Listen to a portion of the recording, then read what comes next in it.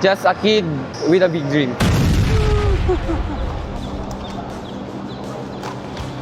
Mga kaartikulo, sa video natin ngayon ay ating kilalanin ang tunay na pagkatao ni Rene Clerc Baterbonia, ang pangarap na hindi natapos.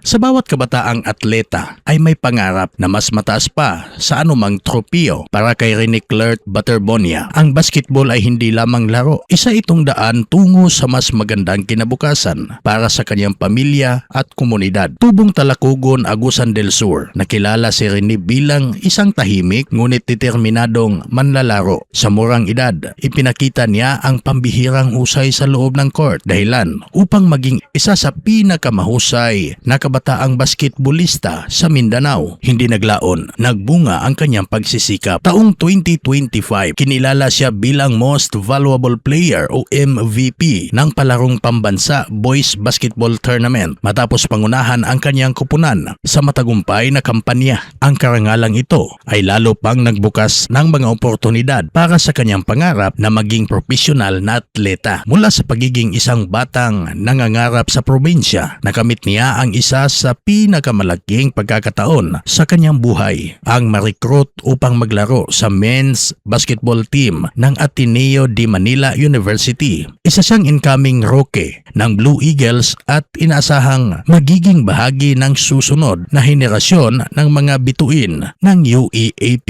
Ngunit habang nagsimula pa lamang ang bagong kabanata ng kanyang buhay, isang trahedya ang biglang sumira sa mga pangarap na kanyang binuo. Noong Hunyo 8, taong kasalukuyan, habang ginagawa natin ang balitang ito, taong 2026, habang nasa isang team building activity sa Dipakulaw, Aurora, nasawi si Rene matapos di umano na ito'y malunod sa dagat kasama ng kanyang teammate na si Divine Adili. Ayon sa mga ulat, tinangay sila ng malakas na agos habang isinasagawa ang aktibidad. 19 na taong gulang lamang si Rene. 19 na taong gulang, edad kung kailan marami pa sanang pangarap ang naghihintay na matupad. Ang batang MVP, ang bagong Blue Eagle, ang anak na umaasang mababago ang buhay ng kanyang pamilya sa pamamagitan ng basketball. Sa kanyang pagpanaw, bumuhos ang pakikiramay mula sa buong komunidad ng basketball. Mga kapwa-atleta, coach, kaibigan at taga-suporta ang nagbigay pugay sa kanyang kabutihan at dedikasyon sa laro. Ngunit higit sa kanyang mga medalya at tagumpay, si Rene Baterbonia ay maaalala bilang isang kabataang puno ng pangarap, pag-asa at inspirasyon. Isang buhay na maaaring